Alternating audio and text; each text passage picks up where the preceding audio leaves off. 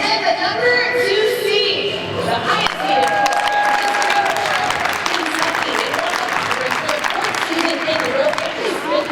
I have never worried about our team being ready for the next challenge, from August 4th until now. And, you wonder how they're going to handle coming back in shape over quarantine. You wonder how they're going to come back after the holidays when we had the big long break to be ready to play our first matches against Arkansas. But now, I mean, they've just been prepared each and every time they've needed to be ready in practice or going to a tournament. So, I feel like that will be a consistent theme coming up here. But, I just, when you get to a situation like this, I think that talent is important to get you there and it helps. But, all the other intangible things and things that go along with the team being ready to compete are going to be more important. And probably the number one thing is we're going to have fun. I mean, we got to enjoy it because we didn't know if we are going to play tomorrow all year long. And now we're getting this chance and we got to have fun when we get out there. Larry Vaught. Craig, just wonder what it's going to be like going into an NCAA tournament with just about a 3-week break for your team from competition. What have you been doing to try to keep them sharp, or what do you do now for the next 10 days to get them sharp? Us stupid coaches, Larry, we worry of whether we had a 3-week break, and we'd also worry if we just got finished playing yesterday and had to play the next day. So we'd find something to be concerned about or stressed about. And I don't really know. I mean, I think that we practice well enough. I think that if our Arkansas match was an indication of being off for 2 months before playing after we played at Mississippi State, I think that's a good indication of whether we'll be ready. I think that probably the biggest change for us and all the teams there, it's going to be a different game day. I mean, we've never played matches like this in a convention center. They did, and there's 4 courses. It's going to be a great setup, but the match day routine is going to be very different from what I think all teams are used to. And I think that'll probably be the biggest challenge, I think, for teams going out to Omaha.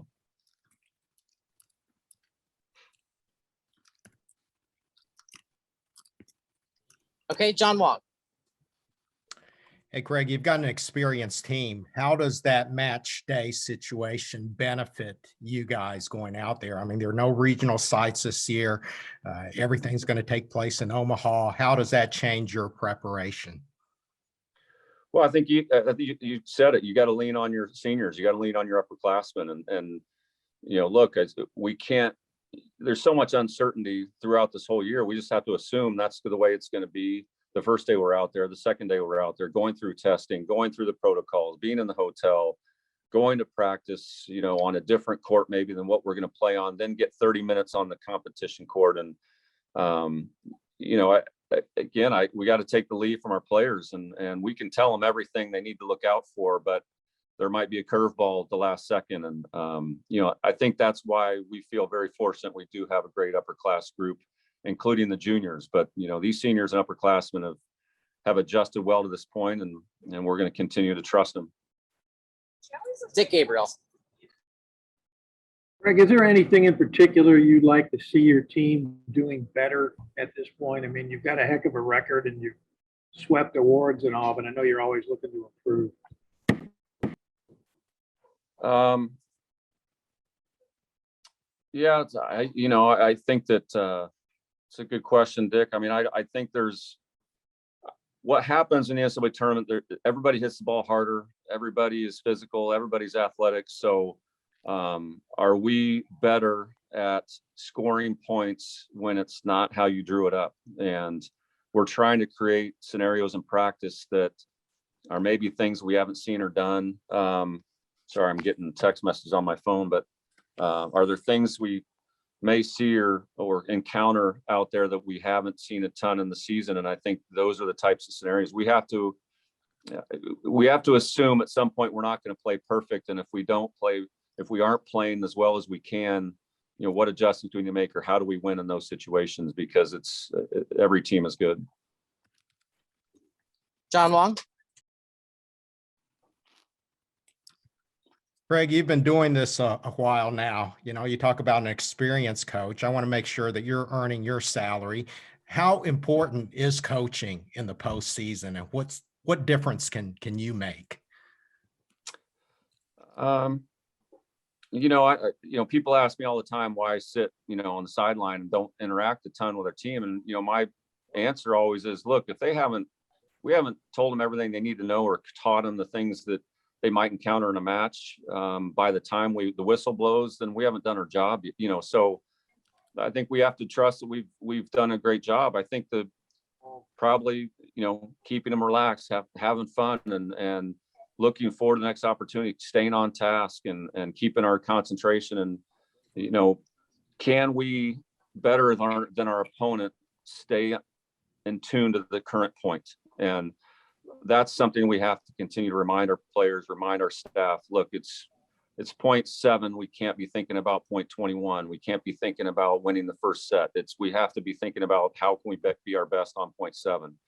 And that's probably the biggest influence I can have. I mean, there's not a whole lot more we're going to teach them right now. It's not, win one for the Gipper speech that's going to get us over the hump. I mean, it might, but I have so much trust in our upperclassmen. I'm gonna lean on them for a lot of that stuff. Larry Vaught. You keep talking about your upperclassmen, Craig, and they came here with a pretty bold goal. They wanted to be national champions. Well, I mean, maybe this is the last go around for them. I don't know if they're ever going to come back or not. But do you worry about them at any chance they might put too much pressure on themselves? I mean, no. I think that shoot, I got out of this thing, but Larry, I guess that I'm back now. I think I don't, to be honest with you. I mean, I think that if they don't have nerves or they're not looking forward to the excitement and then they wouldn't care. But I know these guys care an unbelievable amount. First of all, about the game, about each other, and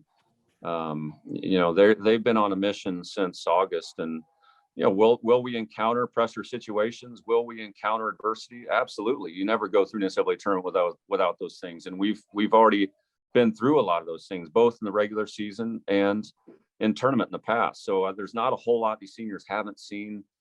So, I mean, they're just excited to play. And I think that, I haven't seen that yet, and I don't anticipate it in Omaha.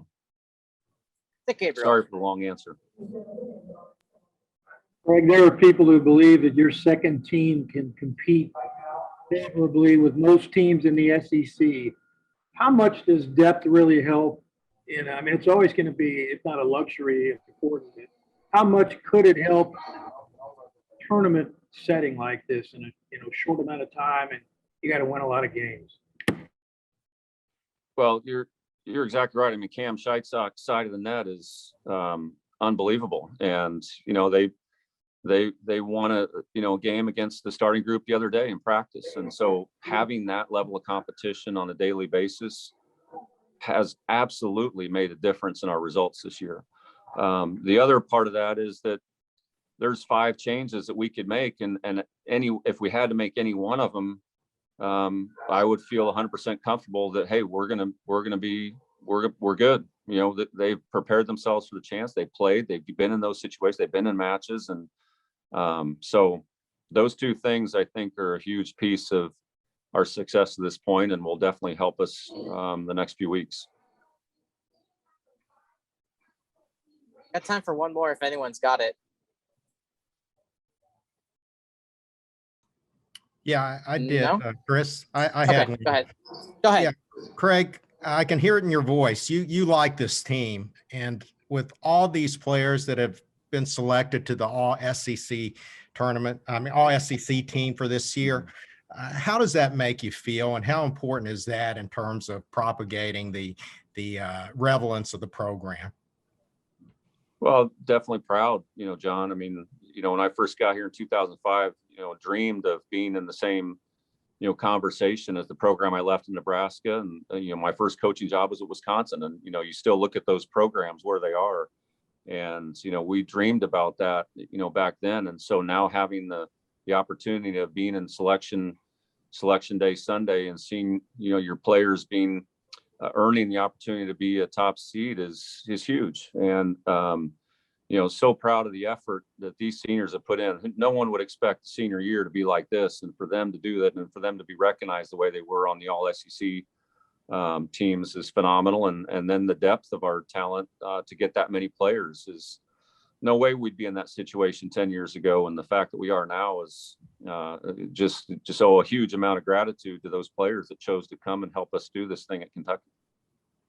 Thank you. Craig, can I ask Casey one more? You got time? Yeah.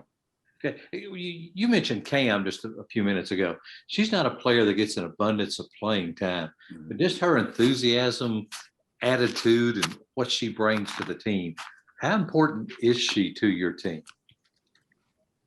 I think if you asked any one of our players that they would love to go into competition if it was just a two-person game with Cam Scheitzock. I mean, because of what you just said, her enthusiasm, her fire, her passion. I mean, she wants other people around her to do so well all the time that the most selfless, she may be the most competitive kid on her team. It's ridiculous how competitive she is. And she just texted me today, say, congrats on being coach of the year. I'm honored to be in this program. I mean, just stuff like that makes you want to be in her presence because of that type of enthusiasm she brings every day.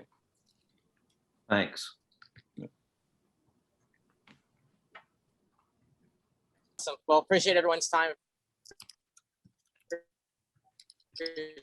Thanks. Thanks, guys. Appreciate it.